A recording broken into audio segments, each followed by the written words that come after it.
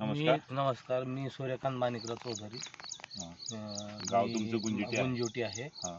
आणि मी 40 वर्ष NRB bearing कंपनीमध्ये सर्व्हिसला होतो. बरं. रिटायरमेंट नंतर मी आपल्या शेतामध्ये किती एकरचं क्षेत्र आहे? हे 1.25 एकरचं क्षेत्र आहे. 1.25 एकरचं क्षेत्र. तर यावर्षी त्याच्यामध्ये तुम्ही एक नवीन पद्धत केली. नवीन पद्धत म्हणजे माझी शून्य मशागत शेती आहे. शून्य मशागत शेती आणि टोकन पद्धतीने पद्धतीने तूर केलेली. आता आपण ह्याची थोडी डिटेल माहिती सांगा. आता तुम्ही काय केलं? 4 फुटाची सरी सोडली. 4 फुटाची सरी सोडली. हो. 2 सरीवर म्हणजे 2 बेडवर तुम्ही तूर लावली. त्या बेडवर एक, त्या बेडवर एक, बरोबर. आणि मध्ये एका बेडवर काय केलं तुम्ही? सोयाबीन केले. आणि परत 2 तूर केले. तूर केले. आता म्हणजे 2 जोड ओळ जी आहे ती 8 फुटाचं अंतर आहे. 8 फुटाचं अंतर आहे. दोन्ही तुरीच्या मधलं अंतर 8 फुटाचं आहे. आता याला तुम्ही रासायनिक खत वगैरे काय टाकलं? नाही, बिलकुल काहीच नाही टाकलं. त्यानंतर माझ्या माहितीनुसार साधारण 1 महिन्याच्या मागं तुम्ही आपल्या दुकानाला आला होता ग्रीन प्लॅन्टच्या दिग्विजय एंटरप्राइजेस उमरग्याला. त्या ठिकाणी येऊन तुम्ही एक प्रीमियम आणि एक नायट्रोकिंग हे आणलं होतं. आणि तुम्ही याला आतापर्यंत जीवामृत किती वेळेस केले? 2 वेळेस केले. 2 वेळेस जीवामृत केले. आपलं प्रीमियम आणि नायट्रो हे जीवामृत मध्ये टाकलं.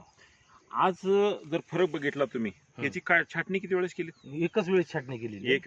एकच वेळेस केलेली आहे. किती दिवसात असताना केली? कंपनीचं म्हणणं आलं की तुम्ही छाटणी करू नका म्हणत होते, तरी मी एक वेळेस केले फक्त. बर. आता हे केल्याचा फायदा काय झाला? बरं, जीवामृतमुळे मुंग्याची फुटव्याचं प्रमाण जास्त आहे.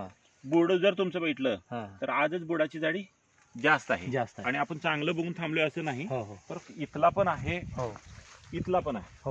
ऊस हे तुमचं म्हणजे तुमचं जे तूर आहे ते साधारण 4 बोटापासून फुटले बघा. 4च बोट आहेत. 4 बोट. आता मार्केटमध्ये आपण जेवढ्या तुरी बघू, हे सगळ्या तुरी कमीत कमी गुडघ्यापर्यंत त्याला फुटवाच नसतो, त्याच्यानंतर फुटवा असतो. आणि आज जर बघितलं तर एका झाडाला कमीत कमी 5-6 मेन फुटवे. आता हा जो फुटवा आहे ना, हा मेन फुटवा आहे ना आपला, आणि वरपर्यंत आहे. उंची जर बघितली तर साधारण आज 5.5 ते 6 फुटापर्यंत आरामशीर आले.